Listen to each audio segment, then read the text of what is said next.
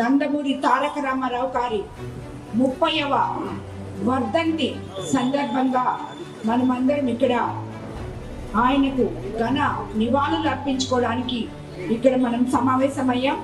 మామూలుగా వ్యక్తులు మరణిస్తారు, విలువలు నిలుస్తాయి. అలాగే నాయకులు వస్తారు, మార్గాలు వేస్తుంటారు. అలాంటి మార్గం ఎన్టీఆర్ గారు వేసిన మార్గమే ఈ తెలుగుదేశం. ఈ తెలుగుదేశం ఈ రోజుకి ఈ ప్రజలతో కలిసి ఇప్పటికీ ముందుకి సాగుతుంది.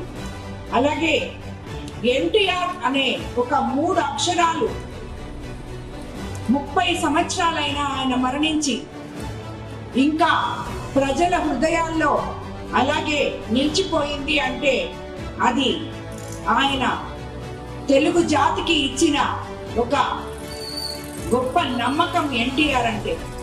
అలాగే సంక్షేమ పథకాల విషయానికి వస్తే మీకందరికీ తెలుసు, ఇప్పటికీ ప్రపంచం మొత్తం ఎన్టీఆర్ గారి పేరే చెప్పుకుంటారు సంక్షేమ పథకాల గురించి వచ్చినప్పుడు. స్త్రీలకు ఆస్తుల్లో సమాన హక్కు, 2 రూపాయలకే బియ్యం, లక్షల కొద్ది పేద ప్రజలకి ఇళ్ళు, అలాగే ఇందాకే చెప్పినట్టు వీళ్ళు మండల వ్యవస్థ తీసుకొచ్చారు. ప్రతి ఒక్కరికి నాయకత్వం అంటే ఏంటో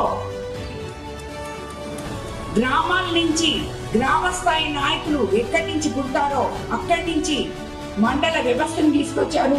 అలాగే బలహీన వర్గాల వారికి రిజర్వేషన్ తీసుకొచ్చి ఎన్నో పదవులు ఇచ్చి సామాజిక న్యాయాన్ని సమకూర్చారు.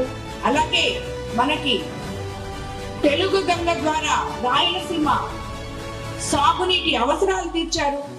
తెలంగాణలో పటేల్ పట్వారీ వ్యవస్థను రద్దు చేసి వేలాది కుటుంబాలకి అండగా నిలవడం జరిగింది. అలాంటి ఎన్టీ రామారావు గారి వర్ధంతి ఈరోజు. ఇది కేవలం స్మరణ కాదు, ఇది మన బాధ్యత, భావి తరాల వారి బాధ్యత. ఇటువంటి గొప్ప ఆదర్శవంతుల్ని గుర్తు పెట్టుకోవడం, వాళ్ళ వర్ధంతి గాని జయంతి గాని ఏదైనా కూడా మనం ఏదో చేస్తున్నామని కాదు, అది చెయ్యడము అనేది మన బాధ్యత. ఇది భావి తరాల వాళ్ళు ఇలాగే దాన్ని ముందుకు తీసుకెళ్లాలని